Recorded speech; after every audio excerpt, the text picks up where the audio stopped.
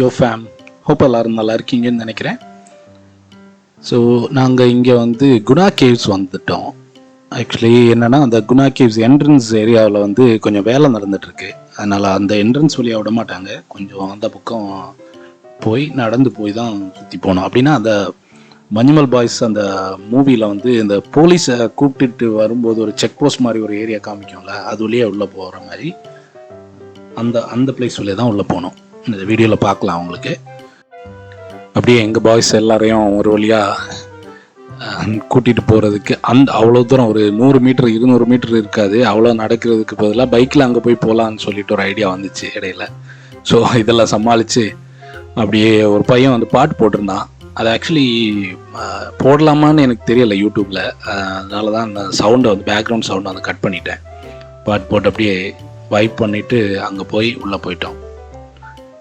இன்னொரு டவுட்டில் அந்த அக்கா கிட்ட கேட்டோம். ஆப்போசிட்டில் ஒரு கடையில் இருந்த ஒரு அக்கா கிட்ட கேட்டோம், எப்படி போகலாம், அது வழியே போகலாமா என்னன்னு சொல்லிட்டு கேட்டுட்டு தான் அப்படியே திரும்ப போனோம்.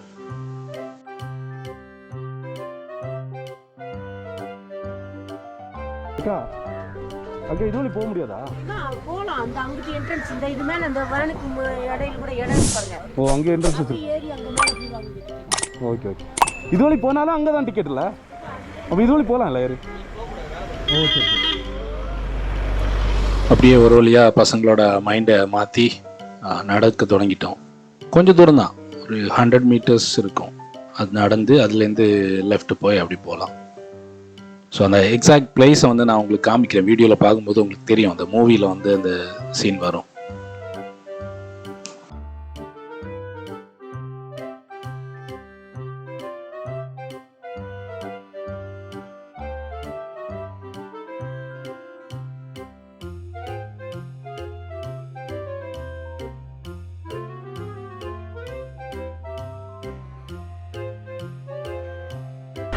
நான் சொன்ன அந்த மூவியில் வர இடம் இதுதாங்க. இந்த இடத்துல தான் ஜீப், அந்த சுமோ நிற்கிற இடத்துல தான் ஜீப் வந்து நிற்கும். இந்த பக்கத்தில் செயின் போட்டிருப்பாங்க, செயின் போடுற மாதிரி அந்த மாதிரி இருக்கும். ஸோ இதுதான் அந்த பிளேஸ். இது வழியாக தான் உள்ளே போய் நாங்கள் போகிறோம். கரெக்டாக சொல்ல போனால் இவ்வளோ இங்கே வர வேண்டிய தேவையில்லை. அந்த மெயின் என்ட்ரன்ஸ் வழியாக ஈஸியாக ஷார்ட்கட்டில் ஏறுற மாதிரி ஏறிக்கலாம். ஆனால் இது கொஞ்சம் எக்ஸ்ட்ரா தூரம் நடக்கிற மாதிரி.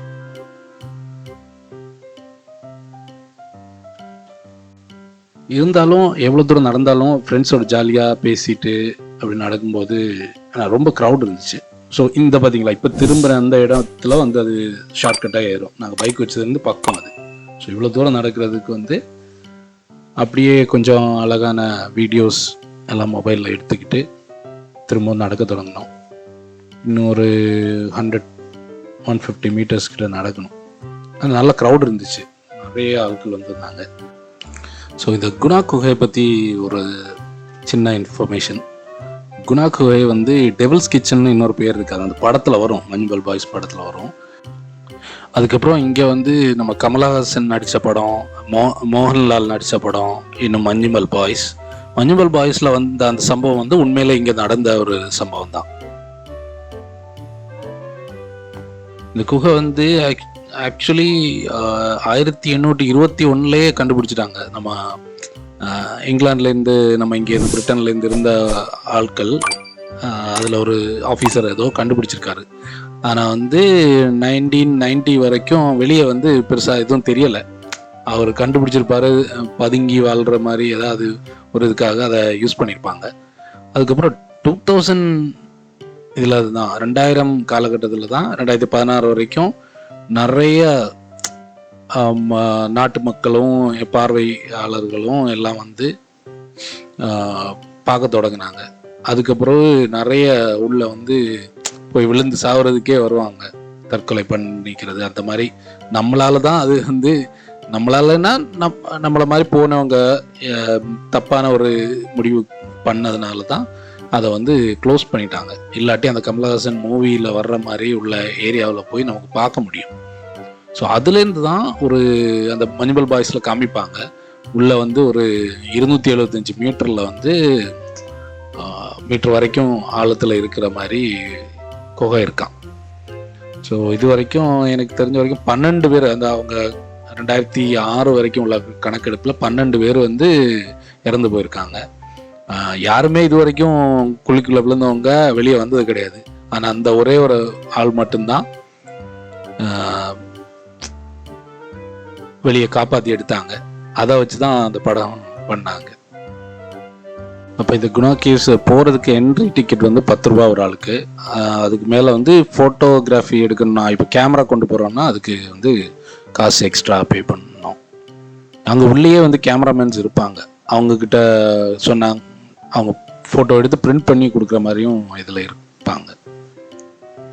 அப்புறம் கொஞ்சம் குரங்கு அது இதெல்லாம் இருந்துச்சு. அதெல்லாம் பார்த்துட்டு எல்லாம் சுற்றி பார்த்துட்டு நாங்கள் அப்படி கிளம்பிட்டோம். ஸோ வீடியோ ஃபுல்லாக பாருங்கள். வீடியோ பிடிச்சிருந்தா லைக் பண்ணுங்கள் என்னோடய வீடியோஸ்க்கு. அப்புறம் சப்ஸ்கிரைப் பண்ணுங்கள் வீடியோஸ், அடுத்தடுத்த வீடியோஸ் பார்க்குறதுக்காக. உங்கள் கருத்துக்களை வந்து கமெண்ட்ஸில் சொல்லுங்கள்.